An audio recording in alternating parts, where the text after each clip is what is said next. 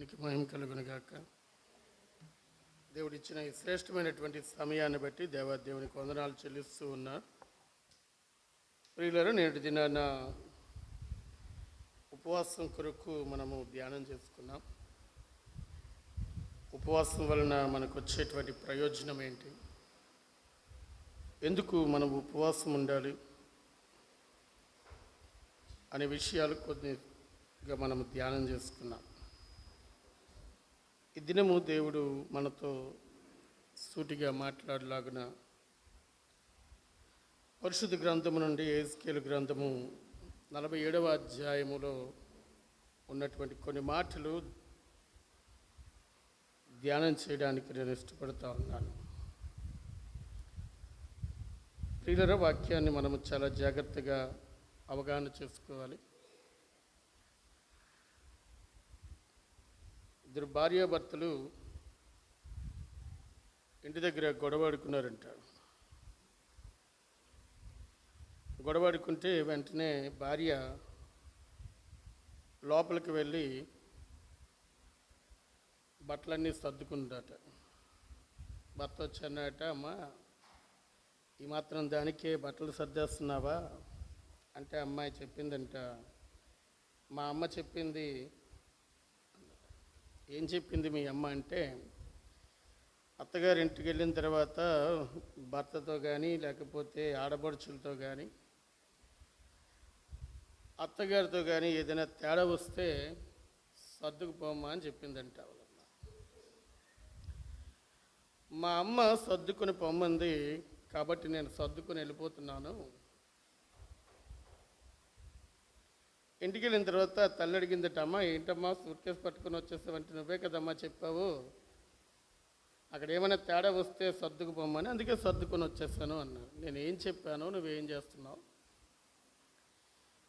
కొన్నిసార్లు మన యొక్క జీవితంలో దేవుని యొక్క వాక్యాన్ని కూడా మనం సరిగా అవగాహన చేసుకోకపోతే, దేవుని యొక్క వాక్యాన్ని సరైనటువంటి రీతిలో మనం అర్థం చేసుకోకపోతే ఇదే రీతిగా ఉంటుంది. కాబట్టి ఇక్కడ చేరినటువంటి మనం కొద్ది నిమిషాలు, నాకు ఇవ్వబడిన సమయాన్ని నేను వృధాపరచడానికి నేను ఇష్టపడటం లేదు, కానీ దైవికమైనటువంటి నడిపింపులోకి ముందుకు వెళ్ళాలి అనేటువంటి ఉద్దేశంతో మీ మధ్య నేను నిలబడ్డాను, దేవుని యొక్క ప్రేరణతో. నిన్నటి దినాన నేను తెలియపరిచినటువంటి మాట మరలా అయ్యగారు కూడా ఇప్పుడు తెలియపరిచారు. మనం మందిరానికి వచ్చేటప్పుడు ఎలా రావాలి? ఖాళీ పాత్రగా మనం వస్తే దేవుని యొక్క వాక్కు చేత నింపబడిన వారముగా మనం తిరిగి వెళ్తాం. మీరందరూ ఆ రీతిగా సిద్ధపడి వచ్చారు అని నేను తలస్తా ఉన్నాను. ఈరోజు దేవుడు నన్ను ప్రేరేపించి మాట్లాడినటువంటి భాగాల్లో మనము అనేకమైనటువంటి విషయాలు ఈ దినాన దేవుని సన్నిధిలో మన ఆత్మీయ బలము కొరకు ధ్యానం చేద్దాం. ఒక అధికారి పట్టణానికి వచ్చాడు అంటే ఆ పట్టణము లేదు ఏ మార్గం గుండా వస్తున్నాడో, ఒక నాయకుడు ఒక అధికారి వస్తున్నప్పుడు ఆ మార్గం అంతా కూడా చాలా శుభ్రం చేసి ఏమాత్రము కూడా చెత్త లేకుండా, ఆ రహదారిలో ఏమాత్రము గోతులుంటే వాటన్నిటినీ కూడా కప్పివేసి, ఆ రోడ్డుకి ఇరువైపులా కూడా బ్లీచింగ్ కొట్టి ఆ పరిశుభ్రంగా ఉంచడాన్ని మనం చూస్తాం. ఆ మధ్య మన ప్రధానమంత్రి గారు పెట్టారు కదా స్వచ్ఛ భారత్ అని.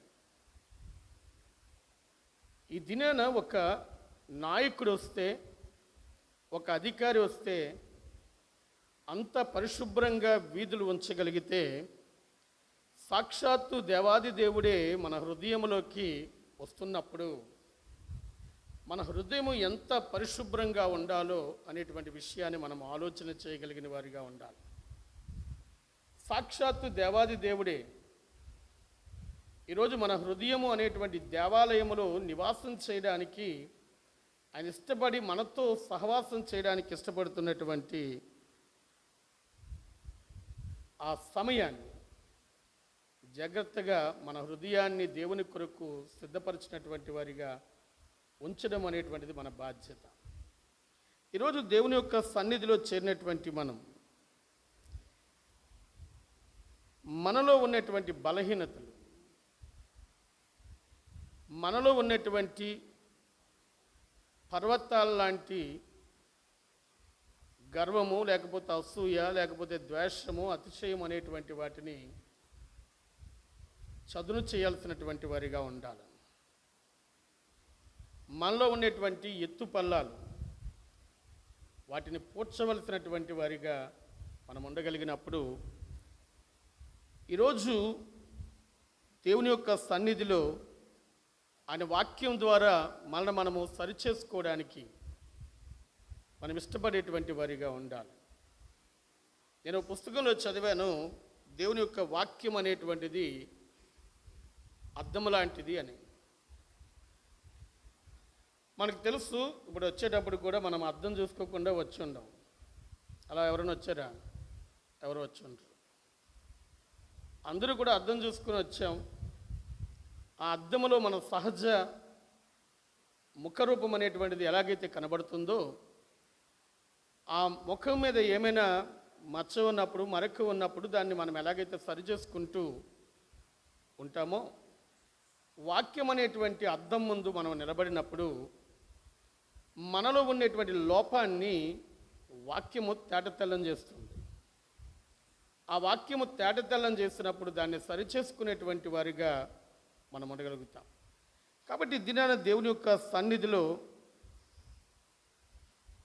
మనం చదవబడినటువంటి లేఖన భాగాన్ని మనం చూస్తున్నప్పుడు అక్కడ ఒక నది మనం చూస్తూ ఉన్నాం. ఆ చివరికి వచ్చేసరికి ఒక నది అక్కడ ఉన్నట్లుగా మనం చూస్తూ ఉన్నాం. మన దేశంలో అనేకమైనటువంటి నదులు ఉన్నాయి. సింధు నది, గంగా నది, యమునా నది, గంగపుత్ర నది, బ్రహ్మపుత్ర నది, ఇలాంటి నదులు అన్నీ కూడా మానస సరోవరంలో అవి పుట్టినట్లుగా మనం చూస్తాం. కానీ ఇక్కడ మన పరిశుద్ధ గ్రంథములో ఈ దినము మనం చదివిన లేఖన భాగంలో చూస్తున్నటువంటి ఒక నది మనం చూస్తూ ఉన్నాం. ఈ లోక సంబంధమైనటువంటి నదులు ఇవన్నీ కూడా సంవత్సరం అంతా కూడా ప్రవహిస్తూ ఉంటాయి. అవి పంట పొలాలకు అందించబడి పంటలు పండేటట్లు చేస్తాయి. కాబట్టి ఈ నదులన్నిటినీ కూడా జీవనదులు అని చెప్పారు. ఈరోజు మనము ధ్యానం చేయబోయేటువంటి నది, ఈ నది లోకానుసారమైనటువంటిది కాదు, కానీ ఆత్మానుసారమైనటువంటి నదిగా ఈ నదిని మనం చూస్తూ ఉన్నాం.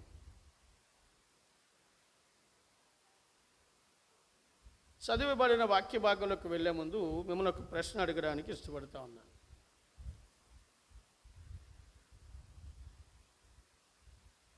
ఒక బాటిల్తోనో గ్లాస్తోనో వాటర్ పట్టుకుని ఒక 2 డ్రాప్స్ ఇక్కడ వేస్తే వేసిన వెంటనే ఏమవుతుంది? ప్రశ్న వేసాను, మీరు నా వైపు ప్రశ్నార్థకంగా చూడకండి. ఒక గ్లాస్తోనో వాటర్ పట్టుకొని ఒక 2 డ్రాప్స్ ఇక్కడ వేస్తే ఏమవుతుంది? అమ్మ చెప్పాలా? మీరు ఇది మా అర్థం కాలేదు, నాకు వినపడ, కొంచెం చెవుడు ఉంది, కొంచెం మాట్లాడనా, చెప్పండి. ఏమవుతుంది? పర్లేదు, మీరు చెప్పండి. మీరు చెప్పే ఆన్సర్లన్నీ కరెక్ట్గా ఉంటాయి, చెప్పండి. అమ్మా జారిపోతామా? చెప్పమ్మా, ఏమవుతుంది? అది ఇప్పుడు 2 డ్రాప్స్ వేసాం, 2 డ్రాప్స్ వేసాం, వాటర్ అంతా వేయట్లేదు లేదు, మనం 2 డ్రాప్స్ వేసాం, ఏమవుతుంది అమ్మా? ఆరిపోద్దా? నాకు అర్థం కాలేదు, ఏం చెప్తున్నారు అన్న? ఏం చెప్తున్నారండి? నీకేమైనా అర్థమే చెప్తాను అమ్మ, ఏం చెప్పానమ్మా? విన్నవాళ్ళు చెప్పండి, నాకు వినపడలేదు, అందుకు ఫ్యాన్ ఒకటి వేసి నాన్న ఫ్యాన్ అయిపోయి పర్లేదు, ఫ్యాన్ అయిపోతాం పర్లేదు. అమ్మ ఏంటమ్మా? తడుస్తుంది. ఇంకా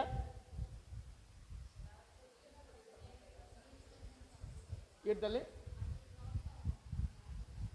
2 డ్రాప్ ఆ గ్లాసులోని కాదు, ఇక్కడ ఏటవుద్దని అడిగాను నేను. గ్లాసులోని తగ్గుతుందని చెప్తున్నా. ఓకే, ఇంకా అదే చెప్పారండి వాళ్ళు, తడుస్తుందని చెప్పారు, తడుపుతుందని అని చెప్పారు. ఇంకెవరన్నా ఏమన్నా ఒక ఆలోచన ఏమైనా ఉందా అనా? మచ్చబడుతుంది. ఓకే, మచ్చబడుతుందని అమ్మ, ఆ వాటర్ అక్కడే ఉండిపోతాయి అన్నారు మీరు.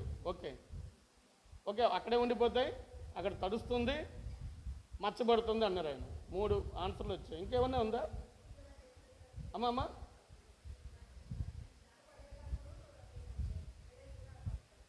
వెడల్పు అవుతుంది. ఓకే, అంటే అది స్ప్రెడ్ అవుతుంది అది. ఓకే, ఇంకేమైనా ఉందా? మీరు చెప్పిన ఆన్సర్లన్నీ కరెక్టే, కానీ అసలేం వదిలేశారు. ఆ నీటి డ్రాప్ ఎక్కడైతే పడిందో ఆ పడిన చోట ఉన్నటువంటి మురికి ఏమైపోతుంది అక్కడి నుండి, అంతే కదా? ఏదైనా తప్పు చెప్పానా? ఎక్కడైతే డ్రాప్ పడిందో అక్కడ ఉన్నటువంటి మలినం ఏమైపోద్ది అంటే అక్కడ నుండి పక్కకి తొలగిపోతుంది. మీరు ట్రై చేసి చూడండి ఇంటికి వెళ్ళాక, మనకు తెలిసిందే ఇది. ఇక్కడ మనం జ్ఞాపకం చేసుకోవాలి, నీరు అనేటువంటిది దేవుని యొక్క అభిషేకానికి, దేవుని యొక్క ఆత్మకు సాదృశ్యంగా మనకు పరిశుద్ధ గ్రంథంలో చాలాసార్లు చాలా చోట్ల మనం చూస్తాం. ఆ నీరు మనకు కీర్తన గ్రంథం 46వ అధ్యాయంలో 4వ వచనం ఒక మాట ఉంటుంది. ఒక నది కలదు, దాని కాలువలు దేవుని పట్టణమును సర్వోన్నతి మందిరపు పరిశుద్ధ స్థలమును సంతోషపరుచుచున్నవి అంటారు. ఆ నది అనబడేటువంటి క్రీస్తు ఎప్పుడైతే మన హృదయంలో ప్రవహిస్తుందో, ఆ ప్రవహించబడినటువంటి నది లేదు ఆ నీరు అది ఊరికనే ఉండదు, కానీ ఆ లోపల అంతా కూడా ఏం చేస్తుంది, శుద్ధీకరిస్తుంది. ఈ విషయాన్ని మనం గమనించాలి. ఆ 46వ కీర్తన 1వ వచనం నుండి మనము 3వ వచనం వరకు చూస్తే అక్కడ ఒక మాట మనకు కనిపిస్తుంది. దేవుడు మనకు ఆశ్రయమును దుర్గమునై ఉన్నాడు, ఆపత్కాలంలో ఆయన నమ్ముకొనదగిన సహాయకుడు, కావున భూమి మార్పునందునను నడి సముద్రములో పర్వతములు మునిగినను వాడి జలములు ఘోషించుచు నురుగు కట్టినను ఆ పొంగునకు పర్వతములు కదిలినను మనము భయపడము. ఎందుకు భయపడము అంటే అక్కడ చెప్పాడు, ఒక నది కలదు, దాని కాలువలు దేవుని పట్టణమును సర్వోన్నతి మందిరపు పరిశుద్ధ స్థలమును సంతోషపరుస్తున్నవి. 5వ వచనం అంటాడు, దేవుడు ఆ పట్టణములో ఉన్నాడు, దానికి చలనము లేదు.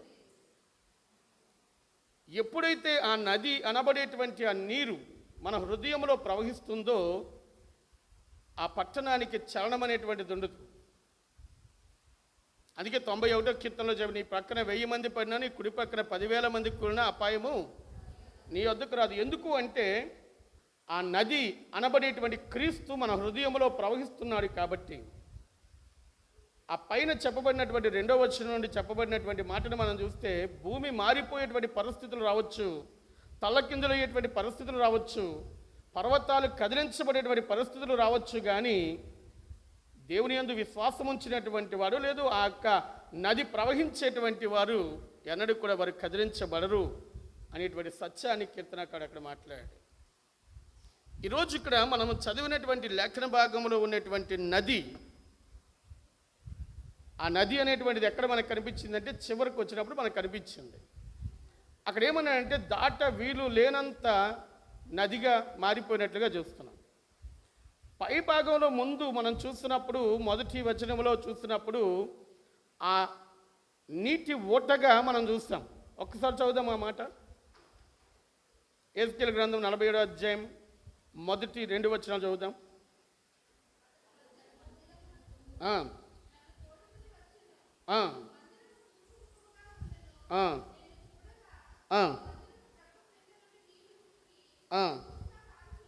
చూడండి, ఇక్కడ ఎక్కడి నుండి ఉబికేట నీరు, మందిరపు గడప కింద నుండి నీళ్లు ఉబికాయి.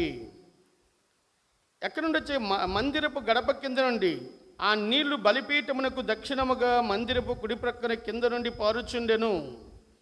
ఇక్కడ ఏమన్నాడంటే, ఇది ఆ నది ఎక్కడి నుండి ప్రారంభమవుతుంది అంటే బలిపీఠము వద్ద నుండి, మందిరములో నుండి ప్రారంభమయ్యేటువంటి నీరు.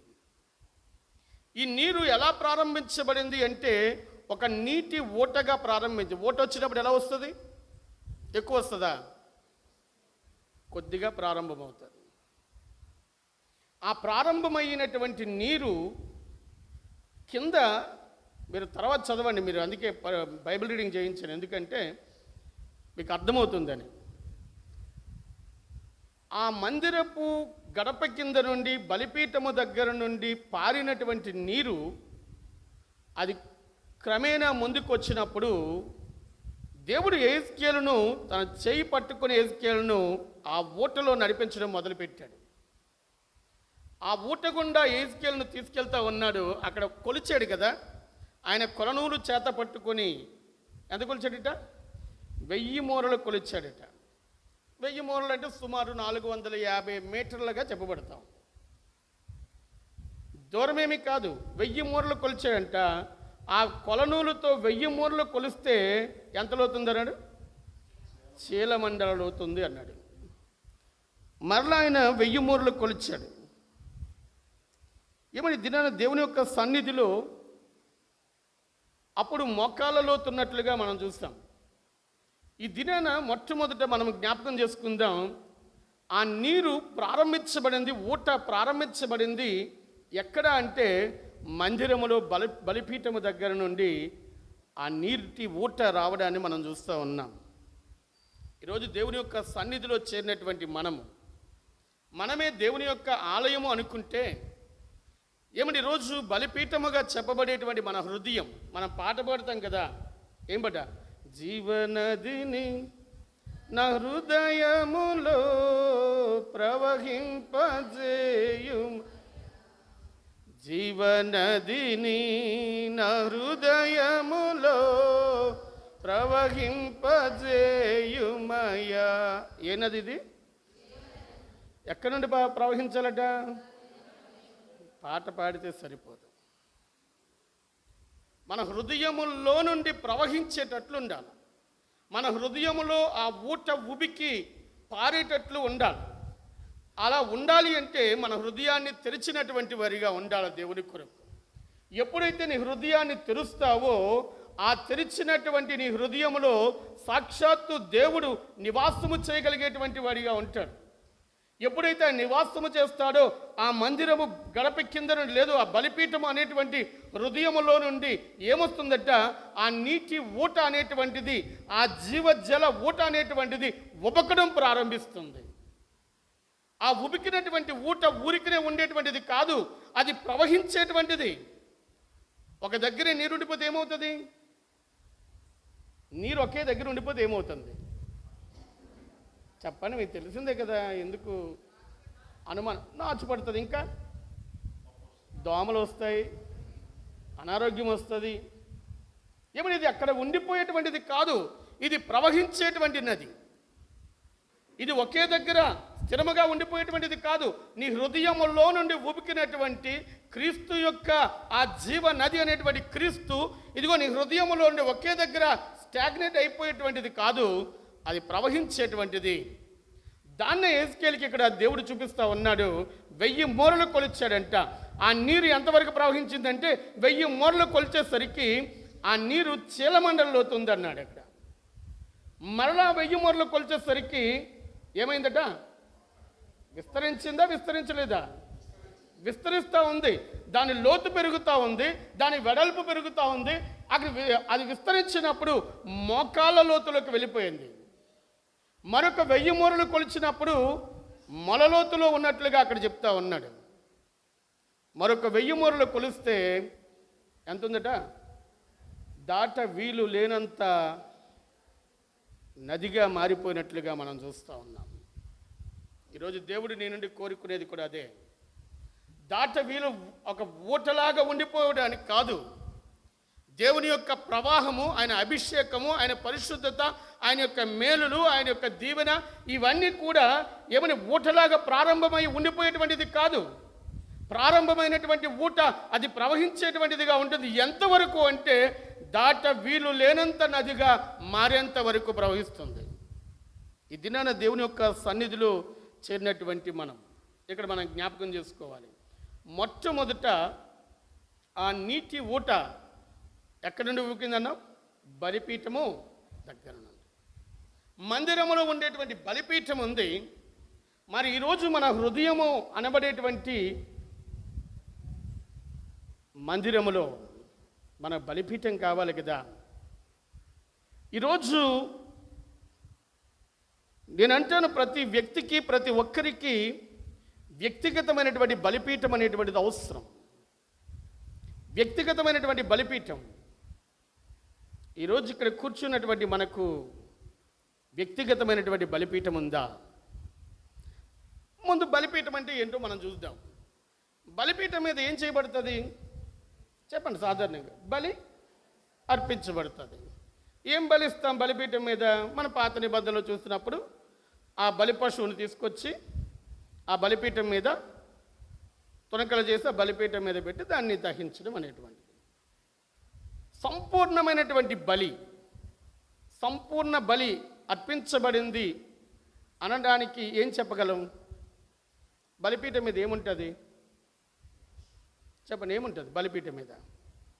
సంపూర్ణ బలి అర్పించాం. బలి అర్పించినప్పుడు సంపూర్ణంగా దహించబడిన తర్వాత సంపూర్ణమైనటువంటి దహన బలి జరిగింది అంటే చివరి బలిపీఠం మీద ఏం మిగులుతుంది అమ్మ చెప్పాలి? బూడిద మిగులుతుంది. కరెక్ట్గా చెప్పారు. అంటే బలిపీఠం మీద బూడిద మిగిలితే సంపూర్ణమైనటువంటి దహన బలి జరిగినట్టు. బూడిద మిగలకుండా ఇంకా కొన్ని అవయవ అవశేషాలు ఉండిపోతే చెప్పండి, సంపూర్ణమైనటువంటి దహన బలి జరిగినట్టు కాదు. మీరు ఖచ్చితంగా బూడిదగా మార్చబడితేనే సంపూర్ణమైనటువంటి దహన బలి అర్పించబడినట్టు. అంటే ఇప్పుడు బలిపీఠం మీద ఏముండాలి? బూడిద మాత్రమే మిగలాలి. అప్పుడే దేవునికి సంపూర్ణమైనటువంటి దహన బలి అర్పించాం. అబ్రహాముతో దేవుడు మాట్లాడినప్పుడు అక్కడ అబ్రహాముకు వాగ్దానం ఇచ్చిన తర్వాత అబ్రహాము దేవునికి ఒక బలిపీఠాన్ని కట్టాడు. షెకెములో 12వ అధ్యాయము ఆదికాండంలో మనం చూస్తే, ఆదికాండం 12వ అధ్యాయము 6వ వచనం 7వ వచనం చూడండి. షెకెములో ఒక బలిపీఠాన్ని కట్టాడు. జస్ట్ చదవండి స్పీడ్గా.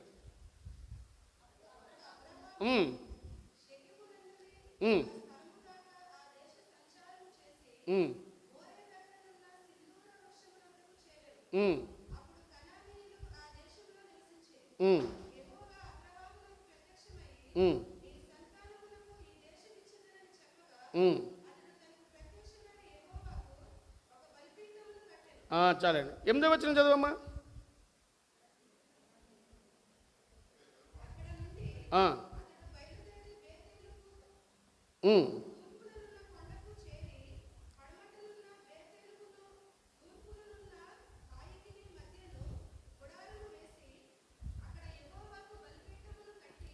చాలు. ఓకే. 13వ అధ్యాయం 18వ వచనం చదవండి.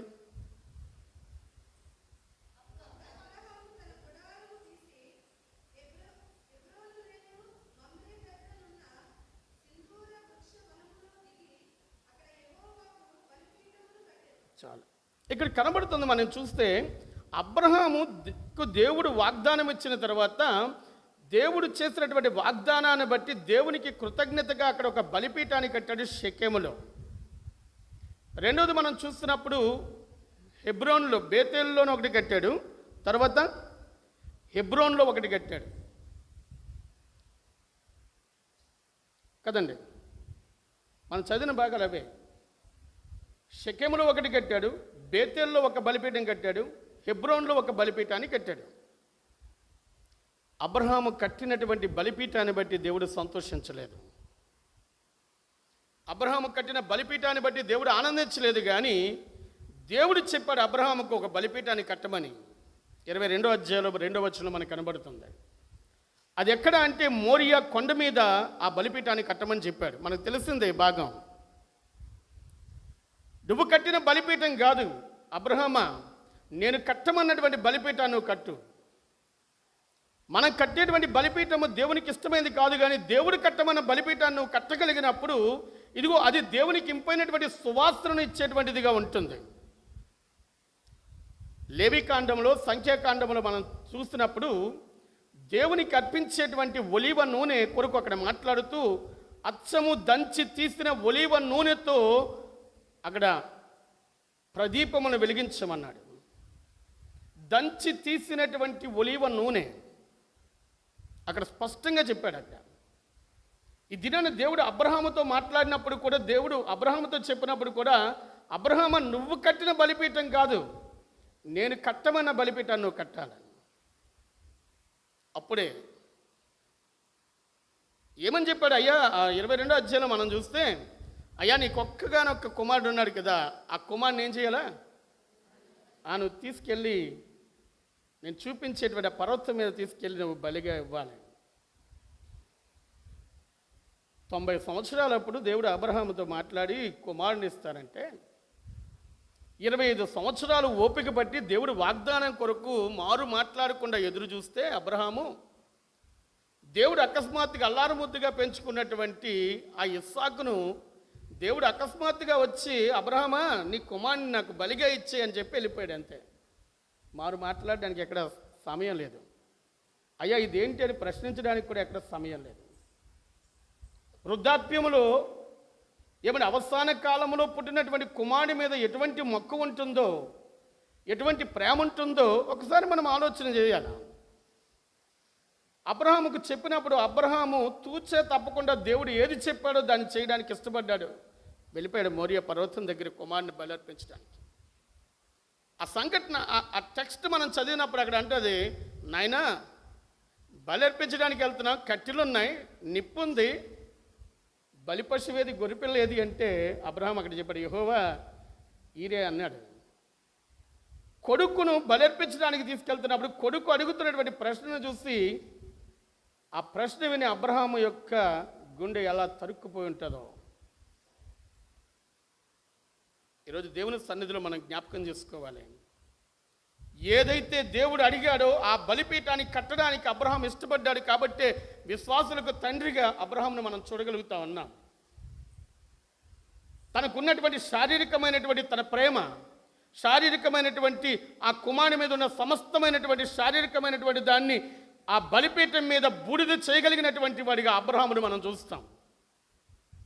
ఈరోజు దేవుని యొక్క సన్నిధిలో చేరినటువంటి మనము సంపూర్ణంగా అబ్రహాము దేవుడు కట్టమన్నటువంటి బలిపీఠం మీద శారీరకంగా సంపూర్ణంగా బూడిద చేయబడ్డాడు.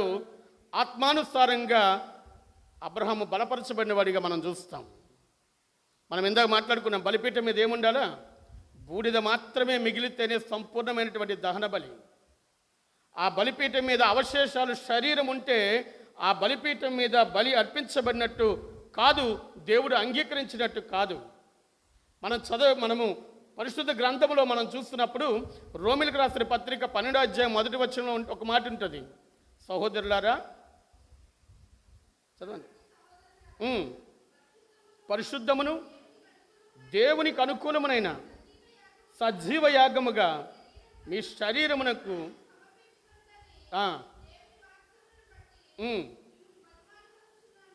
చాలండి. ఇక్కడ ఏమన్నాడు?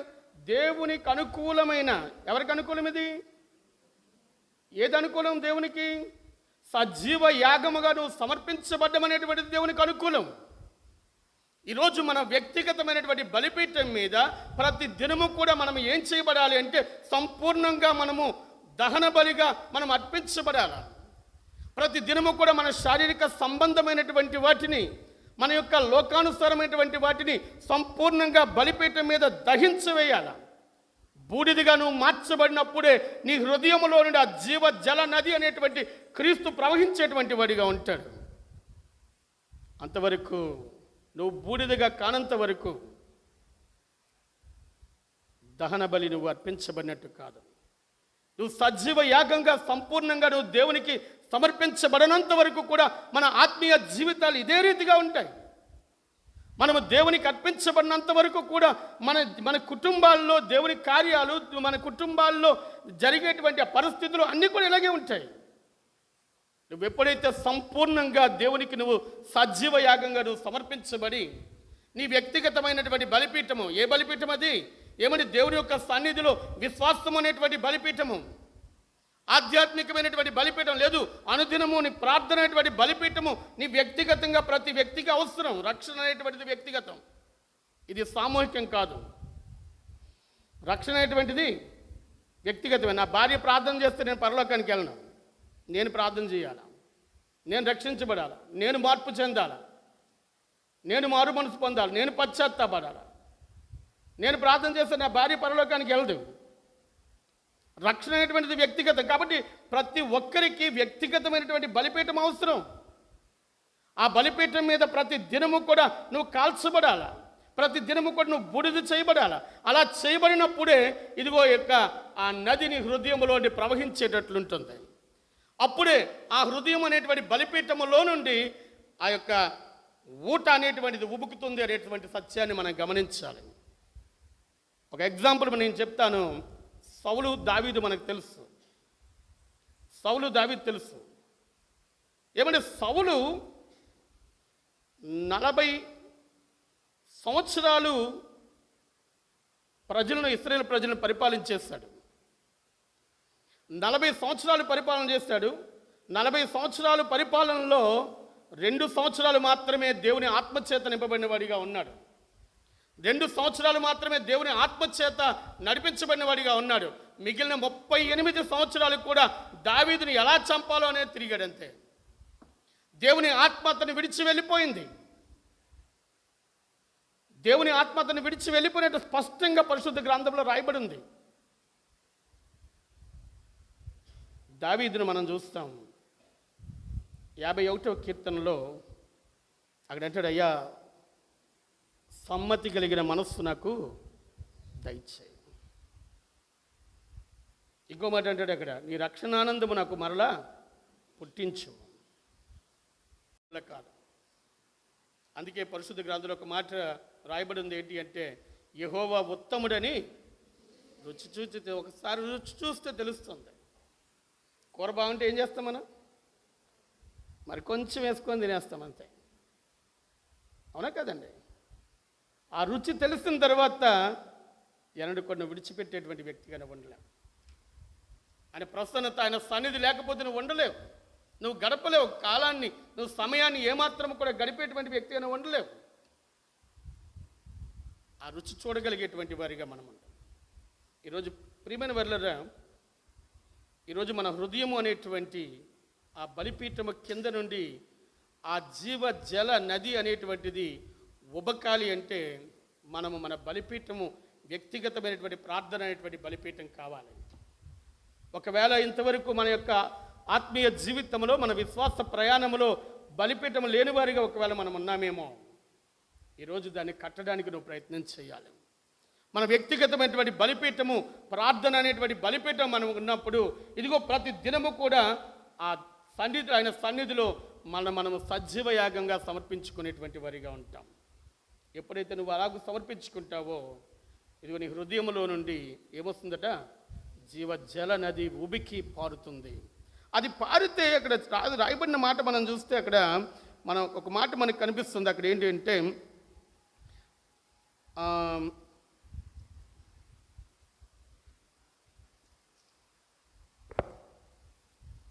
చూడండి, అది నేను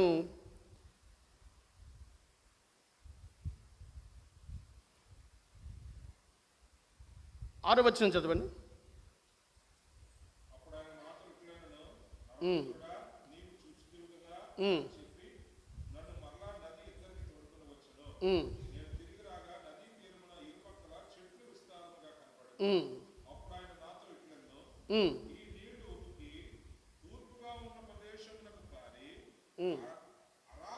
అరాబాలో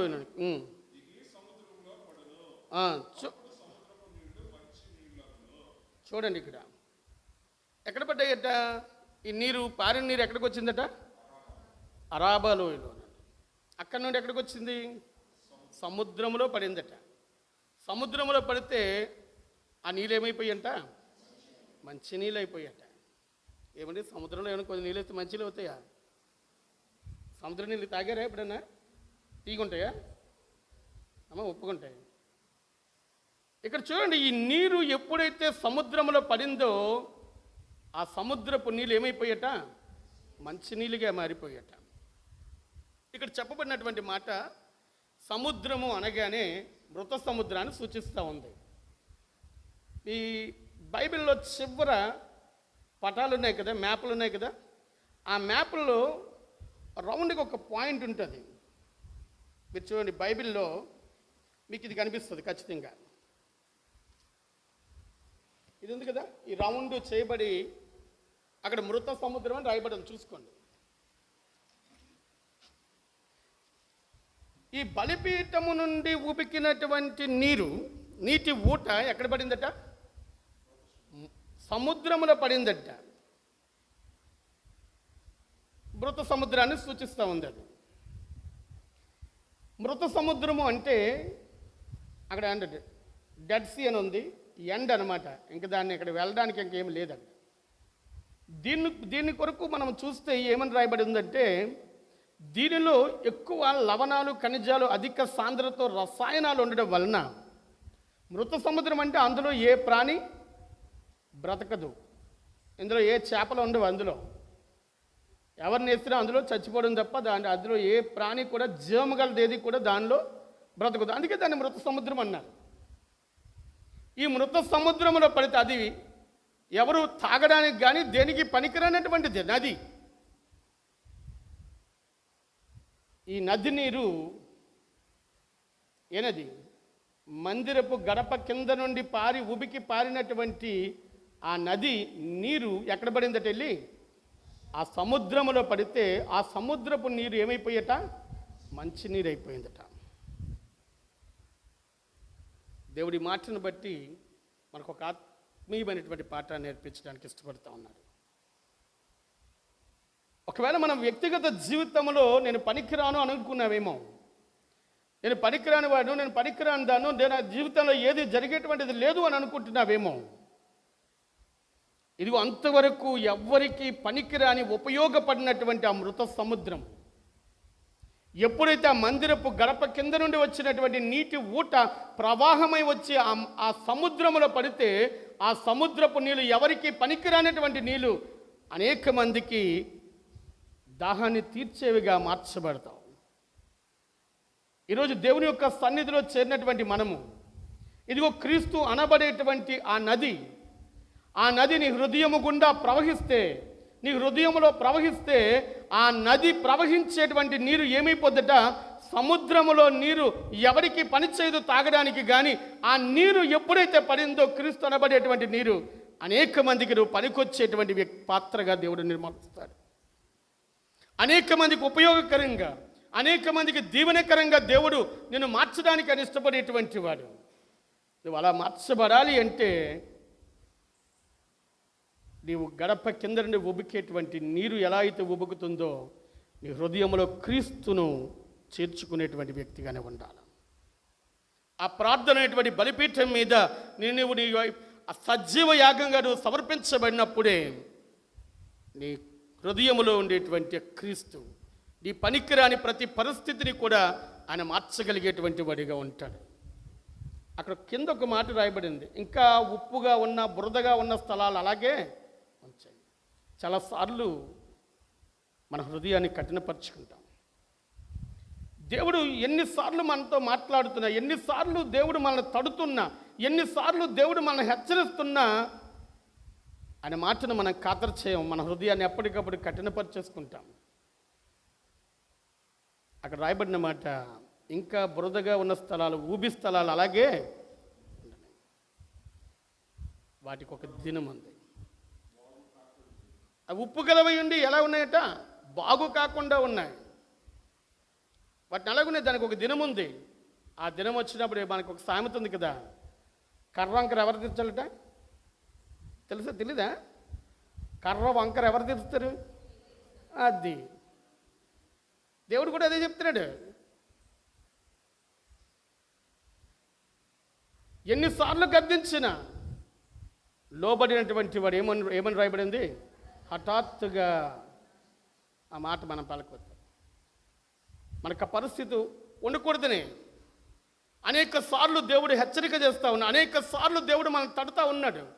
అనేక సార్లు దేవుడు మన దగ్గరకు వచ్చి మనను ఆ స్పందించేటువంటి, అందుకే మనము ఇర్మియా గ్రంథంలో చదివినా, ఎజ్కేల్ గ్రంథంలో చదివి, హోషేయ గ్రంథంలో మనం చూసినా, నేను మెత్తనైనటువంటి హృదయాన్ని నేను ఇస్తానన్నాడు.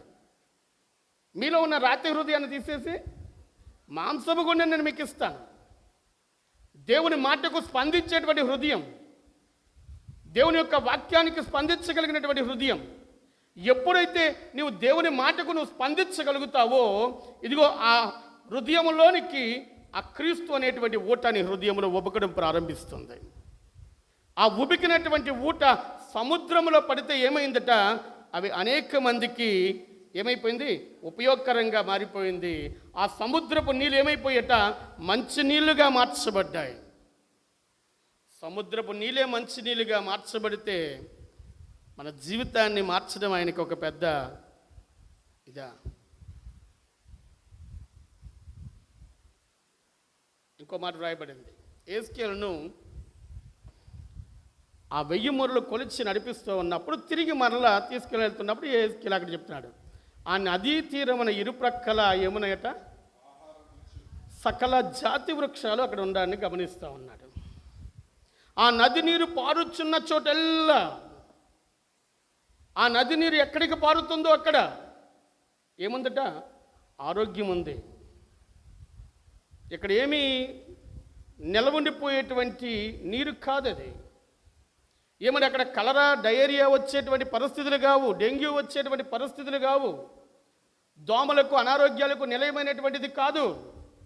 ఆ నీరు ప్రవహించేటువంటి స్వచ్ఛమైనటువంటి నీరుగా ఆ నీరు ఎక్కడికి పారుతుందో పారు చోటల్లా ఏముందట, ఆరోగ్యం. అది ఎక్కడికి పారుతుందో అక్కడ పరిశుద్ధత, అది ఎక్కడ పారుతుందో అక్కడ సమృద్ధి, అది ఎక్కడికి పారుతుందో అక్కడ జీవాన్ని కలిగించేటువంటిదిగా ఉంది. అందుకంటాడు ఆ నదికి ఇరుప్రక్కల ఎంతమంది ఉన్నారట, చేపలు పట్టేటువంటి వారు, విస్తారమైన వారు. అంతకుముందు ఎవడు లేడు అక్కడ, అంతకుముందు ఎవడు లేడు. కానీ ఇదిగో ఆ నీటి ఊట ఎప్పుడైతే వచ్చి సముద్రంలో పడిందో ఆ సముద్రం మంచినీళ్ళు అయిపోయింది. అది దాట వీలులేనంత నదిగా మారిపోయినప్పుడు దానిలో సకల జాతి జలచరాలు దానిలో ఉండడాన్ని అక్కడ చూస్తూ ఉన్నాం. సకల జాతి జలచరాలు అక్కడ ఉన్నట్లుగా మనం చూస్తూ ఉన్నాం. నేను ఒక వాక్యాన్ని ధ్యానం చేస్తూ ఉన్నాను ఈ చేపల కోసం. మనము యోహాను సువార్త 21వ అధ్యాయంలో 20వ అధ్యాయం అనుకుంటే 21వ అధ్యాయంలో అక్కడ ఒక మాట రాయబడి ఉంది. అక్కడ వల వేస్తే దానిలో ఎన్ని చేపలు పడ్డాయంటే స్పష్టంగా ఒక లెక్క రాశాడు. అక్కడ ఒక సంఖ్య చెప్పాడు, 153 చేపలు. యోహాను సువార్త 21వ అధ్యాయం అక్కడ 153 చేపలు అక్కడ పడ్డాయట. ఎందుకు ఆ సంఖ్య వ్రాయబడింది మనం చూస్తే, నిన్న మన లూకా సువార్త 5వ అధ్యాయం ప్రస్తావన చేసినప్పుడు నేను అన్నాను, విస్తారమైనటువంటి చేపలు రాసి పడింది అన్నాడు. గలిలయ సముద్రం చాలా చిన్నది. ఆ సముద్రం, నేను ఒక కామెంటరీ చదువుతా ఉన్నాను, దాని కొరకు ఆ కామెంటరీ చదివితే దాంట్లో ఆ పండితుడు రాసినటువంటి మాట ఏమంటే, దానిలో ఆ గలిలయ సముద్రంలో 153 రకాల చేపలు ఉన్నాయంట. 153 రకాల చేపలు. దేవుడు సెలవిస్తే రకానికి ఒక చేప వచ్చి వల్ల పడిందట అక్కడ. అంటే దేవుడు నీకు ఇచ్చేటువంటి ఏ ఆశీర్వాదం కూడా తప్పిపోయేటువంటిది కాదు. నువ్వు ఎప్పుడైతే దేవుని మాటకు లోబడతావో, దేవుని మాటకు నువ్వు స్పందించగలిగేటువంటి వ్యక్తిగా ఉంటావో, ఎప్పుడైతే క్రీస్తు అనబడేటువంటి ఆ జీవనది నీ హృదయంలో ప్రవహిస్తుందో, నీ కొరకు ఆయన ఉద్దేశించిన ఏ ఆశీర్వాదము నీ నుండి తప్పించబడదు. ఈరోజు మనం ఎన్ని ఆశీర్వాదాలు మనము పోగొట్టుకున్నామో, ఎన్ని ఆశీర్వాదాలు మనము కోల్పోయామో, దేవుని దగ్గర నుండి ఎన్ని దీవెనలు మనం కోల్పోయామో. ఈరోజు దేవుని యొక్క సన్నిధిలో అక్కడ సకల జాతి చేపలు కూడా ఆ సముద్రంలో ఉన్నాయి. అనేక మంది చేపలు పట్టేవారు ఆ సముద్రము చుట్టూ ఉన్నారట. ఆ చేపలు పట్టే వారికి జీవితాన్ని ఇచ్చేటువంటి, బతుకుదెరువుని ఇచ్చేటువంటిదిగా ఉంది. ఏమని ఎవరికి, ఎంతమందికి? అనేక మందికి బతుకుదెరువుని ఇస్తూ ఉంది. అంతకుముందు ఆ సముద్రం దగ్గర ఒక్క మనిషి, ఒక్క పెట్టలేదు అక్కడ. ఆ సముద్రం అంతకుముందు ఒక జీవి, ఒక ప్రాణి దానిలో బ్రతకలేదు, ఒక ప్రాణి దానిలో జీవించలేదు. కానీ ఎప్పుడైతే ఆ నది నీరు వచ్చి ఆ సముద్రంలో పడిందో ఆ సముద్రం నీరు అనేక మందికి ఉపయోగకరంగా మారిపోయింది. ఆ సముద్రము చుట్టూ అనేకమైన సకల జాతి వృక్షాలు పెరగడం మనం చూస్తూ ఉన్నాం. ఇదన్నీ దేవుని ఆశీర్వాదం. ఇవన్నీ దేవుని ఆశీర్వాదం. దానిలో ఏం పడినా అంతకుముందు చచ్చిపోయాయి. కానీ ఇప్పుడు అనేక మంది జీవనానికి ఆస్కారంగా, జీవనానికి ఉపయోగకరంగా ఆ సముద్రం మారిపోయినట్లుగా మనం చూస్తూ ఉన్నాం. చాలాసార్లు మనలో కూడా ఇటువంటి మొత్తం సముద్రపు లక్షణాలు మనలో కూడా ఇమిడి ఉంటాయి. మనలో కూడా ఇటువంటి మృత సముద్రపు లక్షణాలు ఉంటాయి. ఆ జీవము గలది ఏది మన హృదయంలోకి వచ్చినా దాన్ని వెంటనే చంపేస్తుంది. చెప్పంటారా ఎగ్జాంపుల్ ఏంటో? ఈ మీటింగ్స్ అయిపోయిన తర్వాత 6 దినాలు మీటింగ్స్ అయిపోయిన తర్వాత దేవుడు మీతో మాట్లాడాడని, దేవుని యొక్క ప్రేరణ బట్టి ఒక మంచి నిర్ణయాన్ని తీసుకొని ఇంటికి వెళ్ళిపోతావు. 6 దినాలు కంప్లీట్ అయ్యాక, 6 దినాలు కంప్లీట్ అయిపోయిన తర్వాత ఇంటికి వెళ్ళి ఈ రోజు నుండి నేను ఖచ్చితంగా పరిశుద్ధ గ్రంథాన్ని చదవాలి అని ఒక మంచి తీర్మానం తీసుకున్నావు అనుకో. ఆ తీర్మానాన్ని బట్టి ఇంటికి వెళ్ళిన తర్వాత రోజు నుండి నువ్వు బైబిల్ చదవడం ప్రారంభిస్తావు. మన అక్కో మన చెల్లో వస్తుంది, బా పెద్ద భక్తురాలు అయిపోయిందండి. ఎవరో కాదు, మన ఇంట్లో వాళ్ళే.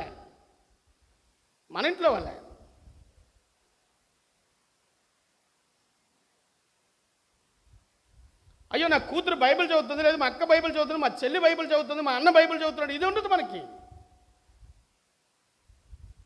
మనలోండి వచ్చే మాట ఏంటో తెలుసా? భక్తిపరురాలు అయిపోయింది, ప్రార్థనాపరురాలు అయిపోయింది. ఏమైపోయింది ఇప్పుడు ఇక్కడ? ఒక్కసారి పొయ్యి మీద స్టవ్ మీద పెట్టిన పాలు పొంగినట్టు పొంగుతాయి, నీళ్ళు జల్లగానే ఏటైపోతాయి, సర్రం సబ్బరం. మన భక్తి కూడా అలాగైపోతుంది. ఇదే మన జీవితాల్లో ఎదురయ్యేటువంటి మృత సముద్రపు లక్షణాలు. జీవించాలని అదిగో ఆ జీవం కలిగినటువంటి వాటిని ఆ సముద్రంలో వేస్తే ఆ మృత సముద్రపు లక్షణాలు ఏం చేస్తాయంటే ఆ ప్రాణిని చంపేసినట్లుగా మనం తీసుకున్న తీర్మానం కూడా ఇదే రీతిగా చచ్చిపోతుంది. ఈరోజు దేవుని యొక్క సన్నిధిలో ఒకవేళ అటువంటి మృత సముద్రపు లక్షణాలు మనలో ఉంటే ఈరోజు దేవుడు ఇదిగో ఆ సముద్రములో ఆ మందిరపు గడప కింద నుండి ఉబుకినటువంటి నీటి ఊట దానిలో పడగానే అదేమైపోద్దట? మంచి నీరుగా మారిపోతుంది. ఈరోజు మన హృదయంలో అటువంటి కార్యాన్ని దేవుడు జరిగించాలని, లేదు మన హృదయంలో, మన జీవితంలో, మన కుటుంబాల్లో దేవుడు అటువంటి కార్యాన్ని జరిగించాలని, ఇదిగో మన యొక్క కుటుంబంలో ఇదిగో ఆ జీవ జల నది అనేటువంటిది ప్రవహిస్తూ ఉండాలని ఏముంటుంది? పరిశుద్ధ గ్రంథంలో ఒక మాట ఉంది, నాకు జ్ఞాపకం వస్తున్న మాట. నీతిమంతుడి గుడారంలో ఉండి ఏమొస్తుందట? రక్షణ కూర్చిన ఉత్సాహ సునాదం వినబడుతుందట. ఈరోజు మన ఇంట్లోంచి ఏ వినబడుతుందో, ఈరోజు మన గృహాల్లో ఏ వినబడుతుందో, ఏ సీరియల్ పాట వస్తుందా, లేదా సినిమా పాట మన ఇంట్లో నుండి వినబడుతుందా బయట వారికి? ఏది మన గృహంలో నుంచి వినబడుతుంది? ఈరోజు దేవుని యొక్క సన్నిధిలో మనం జ్ఞాపకం చేసుకుందాం. ఒకవేళ ఇటువంటి మృత సముద్రపు లక్షణాలు మనలో ఉంటే ఇదిగో క్రీస్తు అనబడేటువంటి ఆ నది నీరు నీ హృదయంలో ప్రవహిస్తే వాటన్నిటిని ఇందాక నేను చెప్పాను కదా, ఆ నీటి బొట్టు పడగానే అక్కడ ఏమైంది? అక్కడ ఉన్నటువంటి మరణము ఎలాగైతే పోయిందో నీటికి ఉన్నటువంటి లక్షణం అది. ఇదిగో అది పరిశుద్ధ స్థలములో నుండి పారుతుంది కనుక అది పారు చోటల్లా నువ్వు ఏ స్థలముకి వెళ్తే ఆ స్థలంలో ఏముంటుంది చెప్పండి? ఆశీర్వాదమే. నువ్వు ఏ ఇంటిలో అడుగు పెడతావో ఆ ఇల్లు దీవించబడేటువంటిదిగా చేస్తాడు దేవుడు. నువ్వు ఎవరి మీద చేతులెత్తి ప్రార్థన చేస్తావో వారికి ఉన్నటువంటి అనారోగ్యాన్ని బయటికి పంపించేటువంటి వాడిగా ఉంటాడు. ఎందుకో తెలుసా? నీలో పారేటువంటిది పరిశుద్ధ స్థలములో నుండి పారేటువంటి క్రీస్తు యొక్క ఆ నది అనబడేటువంటి క్రీస్తుని హృదయంలో పారుతాడు. కాబట్టి ఈ దినాన దేవుని యొక్క సన్నిధిలో దేవుడిని నుండి కోరుకునేది అదే. దేవుడిని నుండి పౌలు కూడా అక్కడ మాట్లాడాడు కదా, మీరు ఇంకా ఎలా ఉన్నారట? పాలు త్రాగినటువంటి వారిగానే మీరు ఉన్నారు, కాబట్టి మీకు బలమైన ఆహారము. తమ్ముడు ఏమన్నాడు? తమ్ముడు అక్కడ పౌలు గారు చెప్పాడు కదా, మీరు ఇంకా ఎలా ఉన్నారట? శిశువుల వలె ఉన్నారు, పాలు త్రాగవలసిన వారే తప్ప మీరు బలమైనటువంటి ఆహారము తీసుకునేవారు కాదు. ఇంకా ఎంతకాలం పాలు తాగుతాం?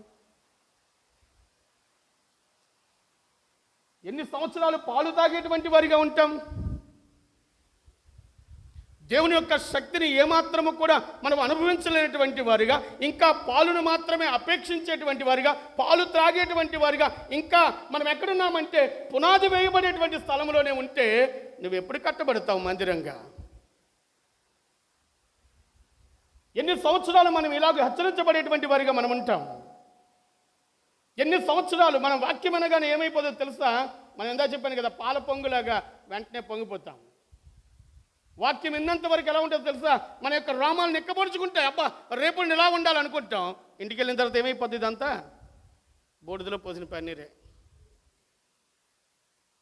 మళ్ళీ భక్తి ఎక్కడికి వెళ్ళిపోతుందో, ఈ విశ్వాసం ఎక్కడికి వెళ్ళిపోతుందో, ఈ నమ్మకం ఎక్కడికి వెళ్ళిపోతుందో, ఈ దేవుని దగ్గర తీసుకున్నటువంటి తీర్మానం ఏమైపోతుందో మనకు తెలియదు. ఈరోజు దేవుడు నిన్ను అలా ఉండడానికి ఇష్టపడలేదు. ఈ సంవత్సరంలో ఈ కూడిక మన కుటుంబాలకు, మన సంఘానికి దీవెనకరంగా ఉండాలి. మనకు సమయం ఏమీ లేదు, దినాలు దగ్గర పడిపోయి, దేవుని రాకడెప్పుడో మనకు తెలియదు, మన పోకడెప్పుడో మనకు తెలియదు. ఆయన రాకడ ఆలస్యమైన, మన పోకడెప్పుడో మనకు తెలియదు.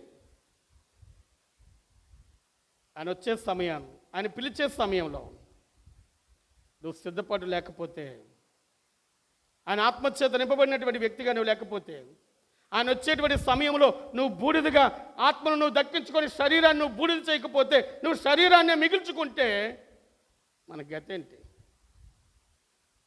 మన గతేంటి?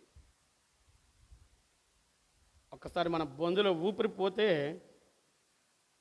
మనం తలకిందులుగా తపస్సు చేసిన రక్షణ మన దగ్గరికి రాదు.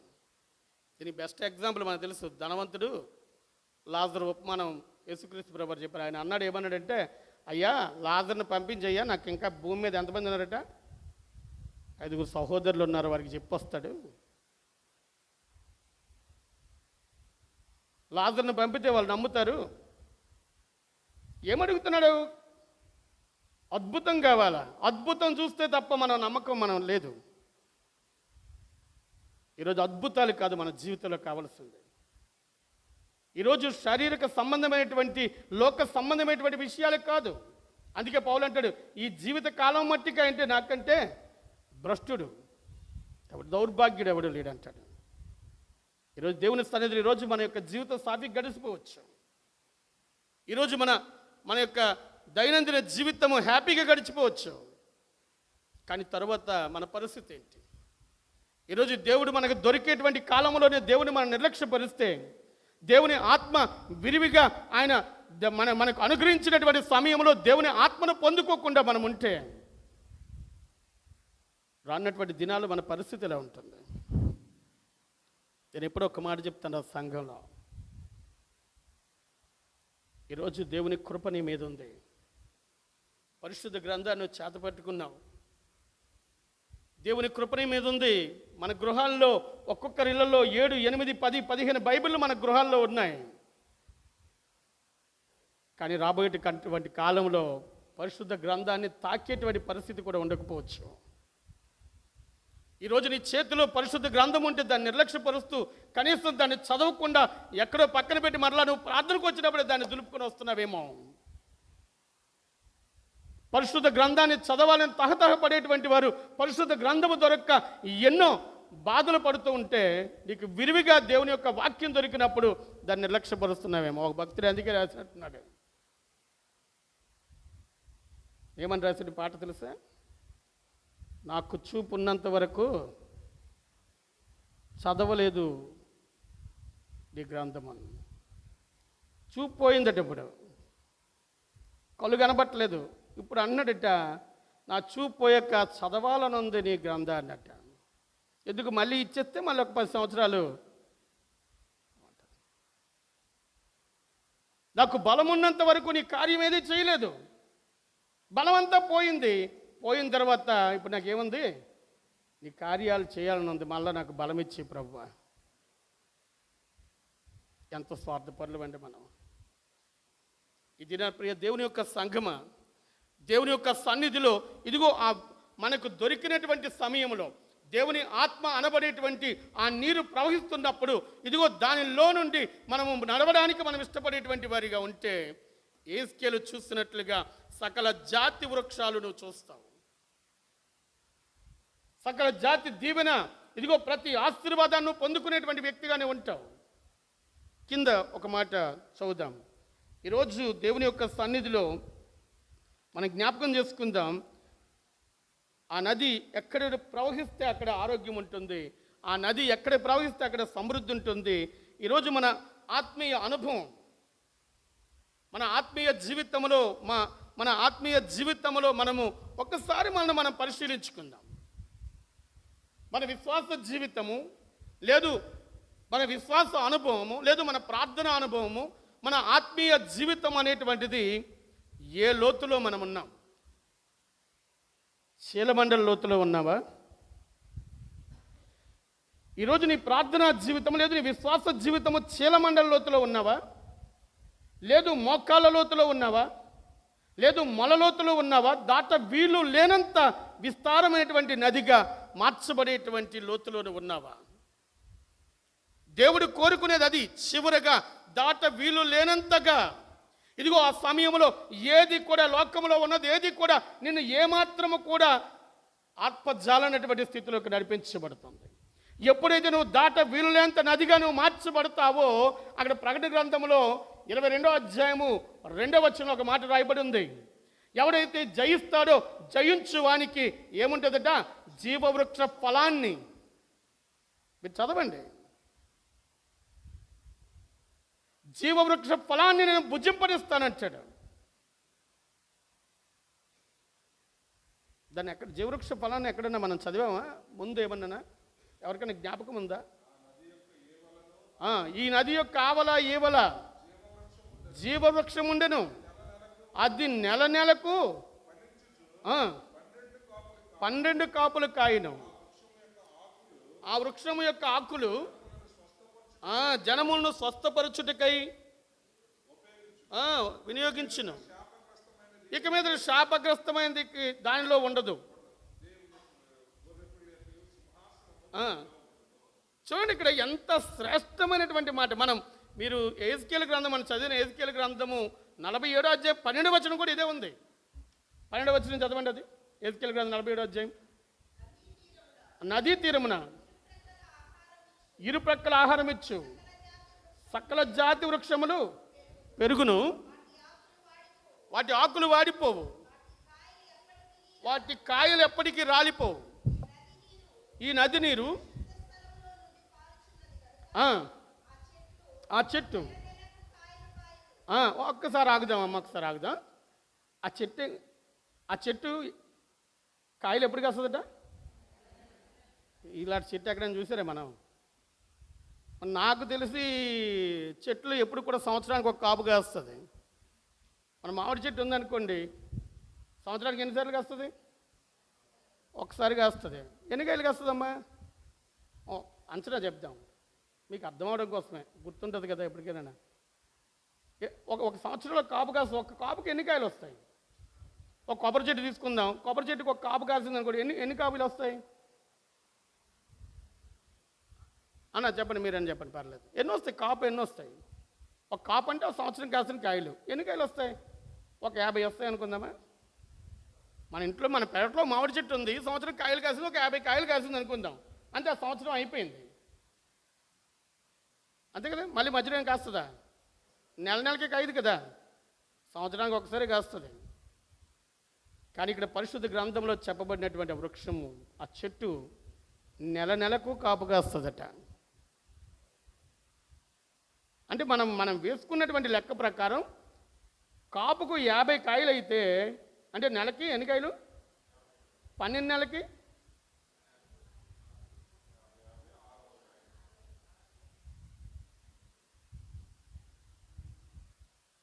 దేవుడు ఎంత ఆశీర్వాదం అండి. మనం ఎంత శ్రేష్టమైన వారమండి దేవుని దగ్గర.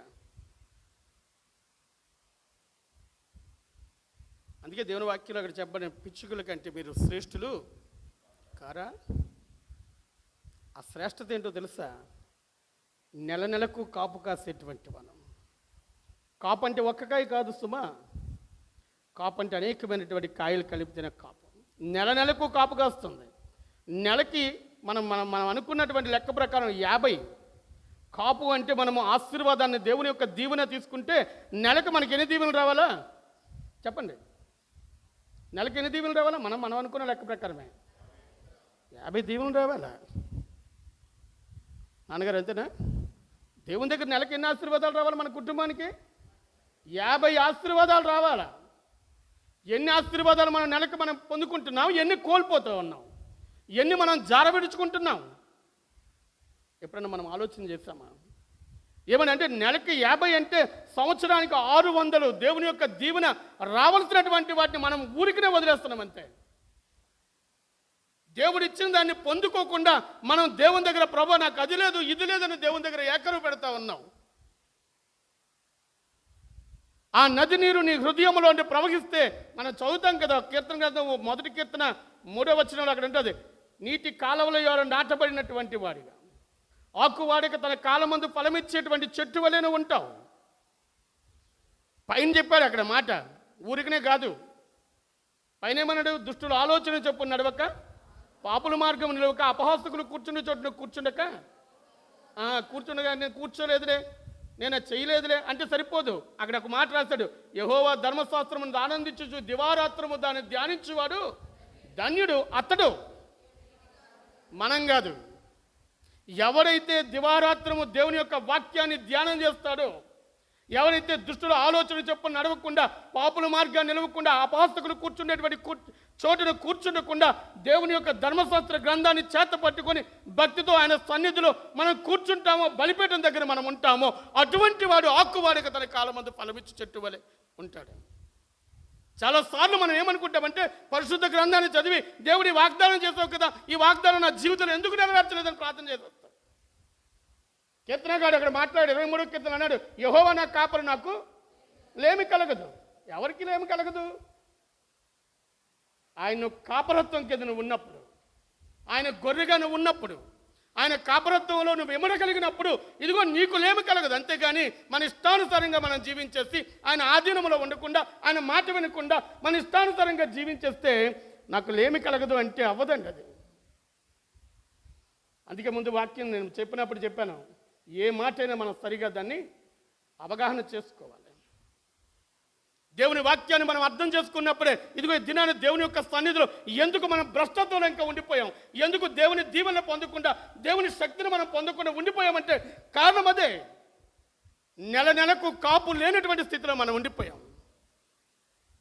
ఆయన వస్తున్నాడు, లోకసువార్త 13వ అధ్యాయం చెప్తాడు, ఆయన వస్తున్నాడు యజమాని, నీ దగ్గర ఏమన్నా ఫలం ఉందేమో చూస్తున్నాడు, లేదని వెనక్కి తిరిగి వెళ్ళిపోతా ఉన్నాడు.